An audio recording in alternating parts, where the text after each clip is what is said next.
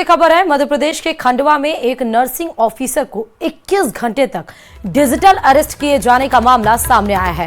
Cyber ठगी का यह पूरा मामला है, जहां 21 घंटों तक डिजिटल अरेस्ट कर शातिर जालसाज ने जिस तरह से नर्सिंग ऑफिसर को मेंटली टॉर्चर किया वो हैरान कर देने वाला है। सबसे पहले जालसाज ने पीड़िता को फोन किया। जालसाज ने खुद को महाराष्ट्र क्राइम ब्रांच का अधिकारी बताया और नर्सिंग ऑफिसर का नाम, पद और पता सब कुछ सही बताते हुए कहा कि तुम्हारा नाम ड्रग्स सप्लाई में सामने आया है।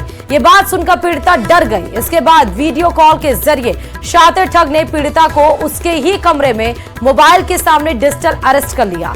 डिजिटल अरेस्ट करने वाला ठग इतना शातिर था कि उसने पूरा थाने का सेटअप बना रखा था।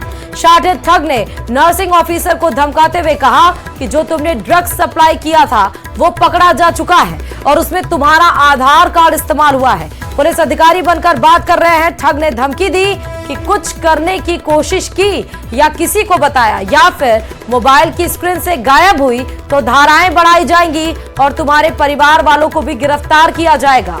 फर्जी अधिकारी ने नर्सिंग ऑफिसर को पानी पीने यहां तक कि वॉशरूम तक नहीं जाने दिया।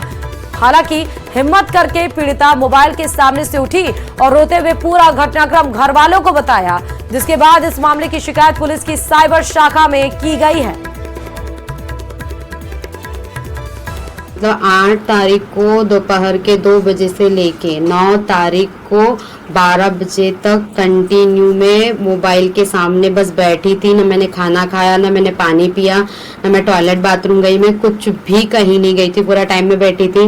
मेरे पापा कभी भी मतलब जैसे बात के बिना खाना नहीं खाते, लेकिन किसी का भी मैं फोन नहीं उठा पा रही थी। उनने पैसों की डिमांड मुझसे नहीं की थी क्योंकि ऑनलाइन स्टेटमेंट मांगा था। तो ये हुआ था कि कुछ दिन पहले ही मैंने मेरे पूरे पैसे हस्बैंड के अकाउंट में ट्रांसफर कर दिए थे और मेरे सैलरी अकाउंट में मैंने पैसे नहीं रखे थे, केवल 400 रुपये रखे थे। उससे ज्यादा मैंने सैलरी अकाउंट में पैसे नहीं रखे थे। तो उन्होंने मुझसे पैसे की डिमांड नहीं की कि तुम पैसे दो, पैसे की डिमांड उन्होंने मुझसे बिल्कुल नहीं की थी। बस वो मतलब कि कोशिश करते मेरे को वो पैसे के लिए बोलने की, लेकिन उस दौरान ये हो गया था कि मतलब मैं गेट नहीं खोल रही थी तो मेरी दीदी घर वाले परेशान हो गए। फिर आजू बाजू जो मेरे साथ में ड्यूटी करते सबको कॉल वगैरह करने लगे।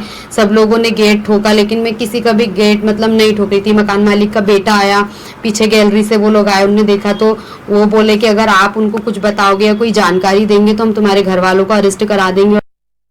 महिला डॉक्टर आई थी यहाँ पे और उन्होंने एसपी ऑफिस में ये शिकायत करी है कि एक दिन पूर्व से उनको कुछ अज्ञात लोगों ने पुलिस की वर्दी पहन के ये धमकी देते हुए कि आपके आधार कार्ड का दुरुपयोग करते हुए कुछ लैपटॉप, मोबाइल और अन्य सामग्री खरीदी गई है और इसमें गलत तरीके से उपयोग होने से आपको ये नोटिस भेज रहे हैं। ऑनलाइन उन्होंने नोटिस दिखाया।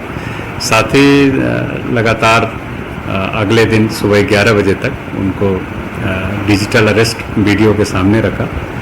इनसे फ़ोन पे और अन्य उनके कॉल पे के डिटेल भी लेते रहे, लेकिन महिला ने इस दरमियान कोई भी उसमें पैसे नहीं दिए।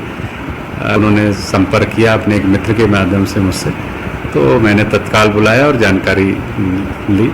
ये पता चला कि उनको उड़ीसा और पंजाब के नंबरों से कॉलिंग हो रही थी। उन्होंने फिर हिम्मत जब जुटाई 11 बजे के करीब तो उसको बंद किया फ़ोन को और अपने ही एक परिचित को उन्होंने बताया।